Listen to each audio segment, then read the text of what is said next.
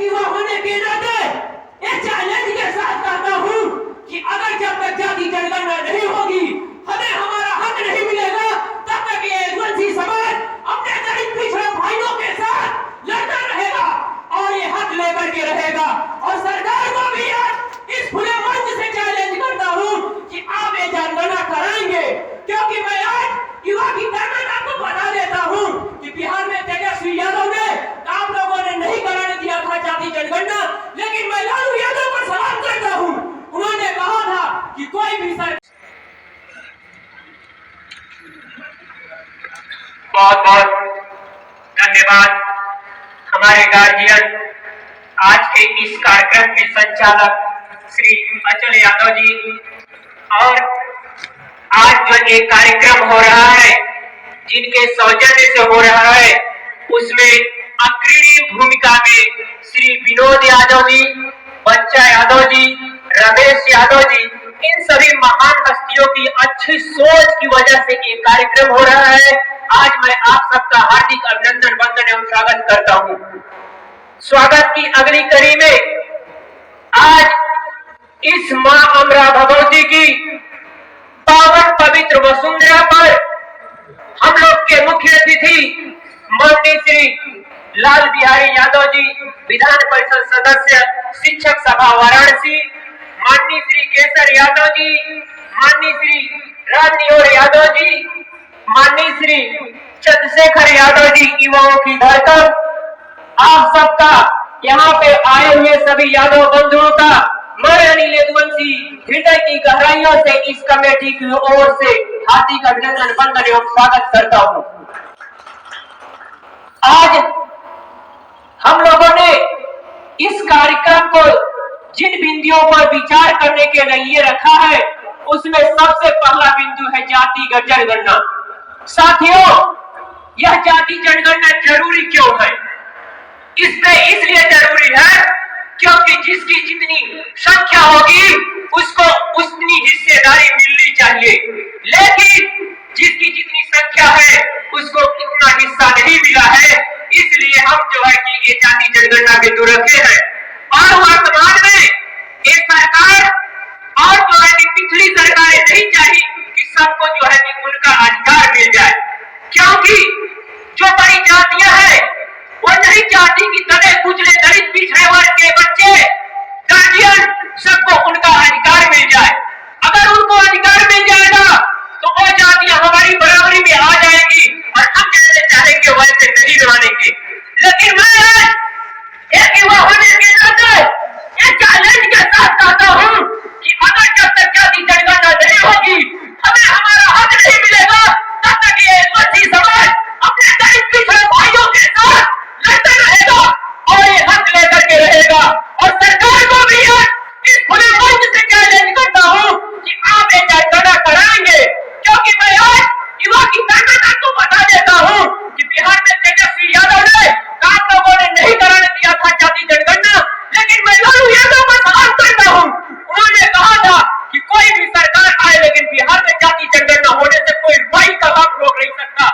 और उनके सबूत में जाति जनगणना करा के दिखा दिया सरकारों को कि हम जाति जनगणना करा के रहेंगे। तो मैं आपका अमरा भगवती के प्रांगण से हम लोग भी आप शपथ लेते हैं कि अपने दलित पिछड़े भाइयों को उनका अधिकार दिलाने के लिए हम लोग भी जाति जनगणना कराएंगे और डंके के तौर पे सरकार को मरना पड़ेगा। अगर जो सरकार इस बात को नहीं मानती है तो हमारे लोकतंत्र ने हमें अधिकार दिया है और दुनिया का सबसे बड़ा अधिकार है मत का अधिकार। साथियों, मैं आप लोगों से कह के चाहता हूँ कि जब भी कोई भी नेता आएगा, अगर जाति जनगणना की बात करता है तो आप कोई भी सत्ता के पक्ष का चलता हुआ नेता उसको वोट दीजिएगा। अगर नहीं मानता है तो किसी भी दल का व्यक्ति हो उसको वोट मत दीजिएगा। जो जाति जनगणना की बात करेगा वही हमारा मत लेगा। ये नहीं कि हम आज समाजवादी पार्टी के हैं तो समाजवादी पार्टी को वोट देंगे, हम भाजपा के हैं तो भाजपा को वोट देंगे। नहीं, जो हमारे मुद्दे पे बात करेगा हम उसको वोट देंगे और अपना हक लेकर के रहेंगे। इसके बाद में अहिर रेजिमेंट की बात होती है। अहिर रेजिमेंट क्यों जरूरी है यादवों के लिए? जब सभी जातियों का रेजिमेंट हो सकता है, राजपूत रेजिमेंट हो सकता है, कुमार रेजिमेंट हो सकता है, मराठा राजपूत हो सकता है, तो अहिर रेजिमेंट उसके बाद किसी भी जाति का, चाहे वो अहिर हो, कुमार हो, चमार हो, जो भी जाति साथियों सबका रेजिमेंट होना चाहिए। अगर नहीं होता है तो जो रेजिमेंट है उस सभी रेजिमेंटों को सरकार खत्म करे। और रही बात अहिर रेजिमेंट की, तो आज मैं खुले मन से कहना चाहता हूँ कि इस देश के लिए जितना अहिरों ने बलिदान दिया है, चाहे 1958 से लेकर के आज 2023 तक जितना हमारे समाज के 20 सपूतों ने इस देश के लिए बलिदान दिया है, उतना किसी समाज के लिए बलिदान नहीं है। तो अहिर रेजिमेंट बनना चाहिए। हमारी छतरानियां अहिर माताएं कहती है कि बेटा जाओ देश की सुरक्षा करते हुए सीने में गोली खा करके आना, लेकिन कभी भी पीठ पे गोली खा करके मत आना। और हमारे समाज के बच्चों ने, 20 सपूतों ने सीने में गोली खाई है और कभी पीठ पे गोली नहीं खाया है। तो हमारे लिए अहिर रेजिमेंट जरूरी है। आपको याद दिला दूं, देश के सबसे टॉप 10 युद्धों में हमारा रेजांगला युद्ध टॉप 8 में आता है। उसमें देश के 114 अहिर जवानों ने चाइना के 4000 जवानों को जब पीछे हटा सकता है, तो हमें अहिर रेजिमेंट क्यों नहीं मिल सकता है? आप एक बार ठान लीजिए, अहिर रेजिमेंट मिल के रहेगा। अगर आपके समाज में क्या दिक्कत है, सबसे बड़ी चीज की अहिर रेजिमेंट नहीं बन पा रहा है। सबसे बड़ी दिक्कत है कि आपके समाज का कोई भी व्यक्ति जब किसी मंत्री का पीए हो जाता है तो वो अपने समाज को भूल जाता है और चापलूसी करना शुरू कर देता है, केवल अपना ही देखता है। यही कारण है कि आप आज पीछे हैं। अगर ये चापलूसी करना बंद कर दे और आज बच्चा यादव जैसे, रमेश यादव जैसे और रामजीवन यादव जैसे, अचल यादव जैसे व्यक्ति जो इस यादव समाज के लिए इतना कुछ कर सकते हैं, तो आप भी अगर ऐसा ऊपर पहुंच जा रहे हैं तो सोच सकते हैं, तो आपका समाज कभी पीछे नहीं रह सकता है। जन जन की है यही आवाज, अहिर रेजिमेंट चाहिए, अहिरों के कंधे पर एक निशान। आज बात हो रही है यादव समाज में अभिशाप स्वरूप कुरियों का समायोजन। साथियों यह जरूरी है। क्यों जरूरी हो रहा है? क्योंकि आज हमारा समाज अहिर, ग्वाल, ढरोर अनेक कुरियों में बटा हुआ है और ये कुरियां हमेशा आपको दिक्कत कर रही है, आपको आगे बढ़ने में दिक्कत कर रही है। वो कैसे कर रही है? क्योंकि आज आप सभी लोग किसान हैं और मैं भी एक किसान का बेटा हूं, तो सब लोग आज क्यों जाते हैं हाइब्रिड बीज खोजने के लिए? अगर हाइब्रिड बीज आपको नहीं मिलता है तो आप अच्छी फसल नहीं उपजा पाते। सेम चीजें वही है। अगर आप अपने बेटे का शादी अन्य कुरियों में करना चाहेंगे तो उसी तरह से एक हाइब्रिड संतान उत्पन्न होगा। जिस तरह से आप कहते हैं कि 64-44 एक हाइब्रिड धान है, कहा नहीं लोचन मंसूरी अलग होता है, नहीं लगा रहे ना, 64-44 खोज रहे हैं, 83-83 खोज रहे हैं, तो हाइब्रिड तेजस्वी बालक आपके घर पे कहां से आएगा? जब अलग अलग कुरियों में शादी नहीं करेंगे तो वही हाइब्रिड आपके घर नहीं आएगा। आपका बालक मंदबुद्धि का क्यों हो रहा है?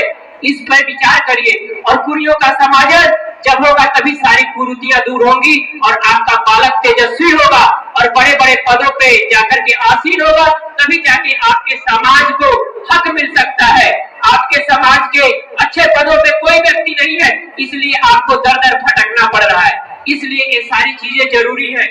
इसके बाद में शिक्षा का स्तर, डॉक्टर भीमराव अंबेडकर जी शिक्षा के लिए दर दर भटके और अंत में उन्होंने जब अच्छी शिक्षा ग्रहण की, उसके बाद में समाज को देश का सबसे बड़ा संविधान दे करके शिक्षा के बल पे ही हमें अधिकार देने का काम किया।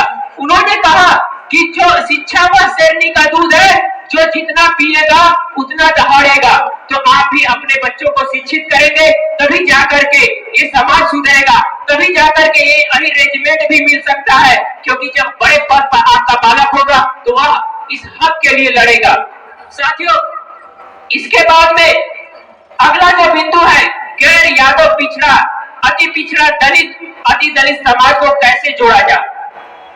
साथियों, हमारे समाज का सबसे बड़ा दुर्भाग्य एक चीज है, मैं जो अपने इस छोटे से जीवन में अनुभव किया हूं, जब हमारे समाज में कोई बड़े पद पे हो जाता है, चाहे वो सीएम हो जाए, पीएम हो जाए, कुछ भी हो जाए, तो सबसे बड़ा हमारे समाज के व्यक्तियों का दुर्भाग्य है कि पगड़ी बांध के घूमना शुरू कर दिया और चट्टी चौराहा पे बैठ के मुख्यमंत्री से कोई मतलब नहीं है, उनका प्रधानमंत्री से कोई मतलब नहीं है, उनको कोई नहीं जानता है, लेकिन वो अगले से प्रधानमंत्री बन गई। तो इसलिए दिक्कत है। इस दिक्कत को जब आप दूर करेंगे तभी आपके साथ दूसरा समाज जुड़ेगा और आप आगे लड़ाई लड़ सकते हैं। ये पगड़ी बांधने वाला काम बंद करा जाए, ना बंद कर बा कभी कुछ नहीं कर पाएगा। ऐठा बंद करा जा, कुल समाज तोरे साथे जुड़ी। हमके याद आ रहा है कि मुलायम सिंह यादव जी के साथ हर दलित पिछड़ा व्यक्ति था, लेकिन दुर्भाग्य आज क्या है, सोचिए इस बिंदु पे कि क्यों हमारे साथ दलित पिछड़ा व्यक्ति नहीं है। यही एक कारण है, पगड़ी बांधा। पगड़ी बांधा बंद करा, सब दलित पिछड़ा तोरे साथे हुई और सब कुछ पैदा जब तू सोचा था। इस बात को नोट करके आप जाइए। सबसे बड़ा खतरा इसीलिए है आपको। इसी के साथ एक बात मैं और कहूंगा, आई रेजिमेंट के साथ जो लोग कहते हैं कि बहुत बड़ा देशभक्त बनता है लेकिन देशभक्ति की बात नहीं करता है। साथियों, मैं देशभक्ति की बात जब 26 जनवरी 15 अगस्त को एक गाना बजता है, जब देश में थी दिवाली वो खेल रहे थे खून की होली। यह गाना बजता है, मैं इस गाने का कभी सपोर्ट नहीं करता हूँ। आपको मैं आज खुले मन से कह रहा हूँ, मैं इस गाने का कभी सपोर्ट नहीं करता हूँ, क्योंकि कभी प्रदीप ने इस गाने को रेजांगला युद्ध पे लिखा था, लेकिन उस गाने में जो अंतिम बिंदु है, जो मुख्य बिंदु है, उसमें उन्होंने लिखा था कि कोई जाट कोई मराठा, क्या इसमें कहीं यही की बात हुई है? जबकि उसमें 114 ही जवान शहीद हुए हैं। इसलिए मैं जो है कि इस गाने को मैं कभी सपोर्ट नहीं करता हूँ। मैं देशभक्त का ठप्पा आप लोग दे या नहीं दे, जिस दिन उसमें अहिर की बात होती मैं इस गाने को आज भी वहां भी हमेशा सपोर्ट करता। इसी के साथ मैं अपनी वाणी को विराम देता हूँ। जय हिंद, जय भारत, भारत माता की जय। जय यदुवंशम, जय यादव, जय माधव। बहुत बहुत धन्यवाद यदुवंशी जी, बहुत ही जोशीला और क्रांतिकारी भाषण आपका रहा। और